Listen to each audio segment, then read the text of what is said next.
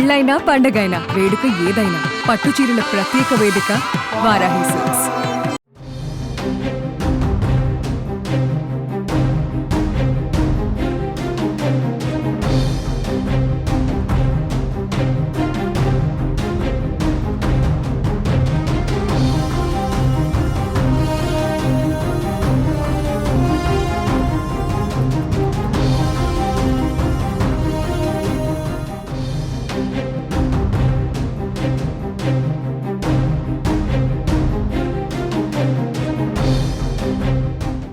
Greater Hyderabad పరిధిలో double murder case కలకలం సృష్టించింది. ఈ కేసు దర్యాప్తులో నార్సింగి పోలీసులు కీలక పురోగతి సాధించారు. హత్యకు గురైన యువతీ యువకులను గుర్తించారు. వారి వివరాలను పోలీసులు వెల్లడించారు. హత్యకు కారణాలపైన దర్యాప్తును కొనసాగిస్తున్నట్లు తెలిపారు. నగరంలోని పుప్పాలగూడలో జంట హత్యలు కలకలం రేపాయి. యువతీ యువకుణ్ణి కత్తులతో పొడిచి హత్య చేసినట్టుగా తెలుస్తోంది. పుప్పాలగూడలోని అనంత పద్మనాభ స్వామి ఆలయ గుట్టల వద్ద ఈ ఘటన చోటు చేసుకుంది. గుట్టల వద్దకు వచ్చిన వారికి మృతదేహాలు కనిపించడంతో పోలీసులకు సమాచారం అందించారు.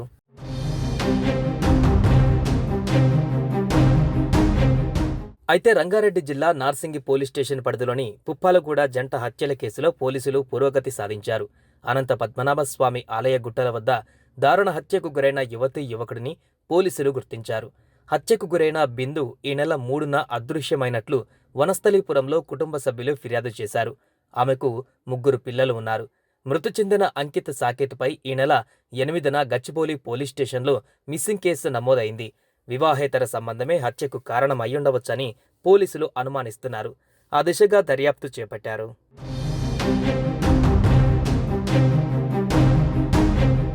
హత్యకు గురైన బిందుకు 3 పిల్లలు ఉన్నారు. వనస్థలీపురంలో భర్తతో నివాసముంటుంది.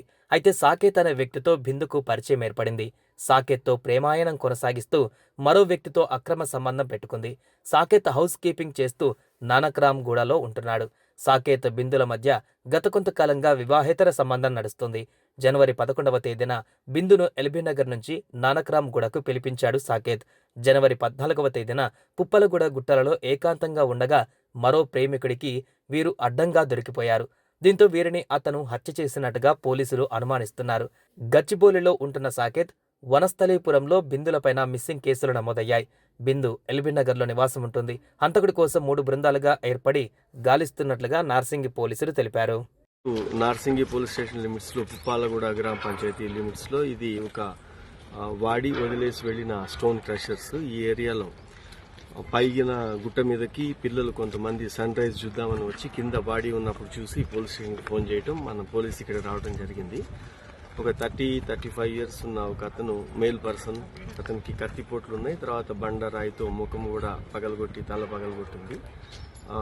ఆ బాడీకి చూసి దాన్ని మనం ఇన్వెస్టిగేషన్ స్టార్ట్ చేసిన తర్వాత 60 మీటర్స్ దూరంలోనే ఇంకో పక్కన ఒక ఉమెన్ బాడీ కూడా ఉంది.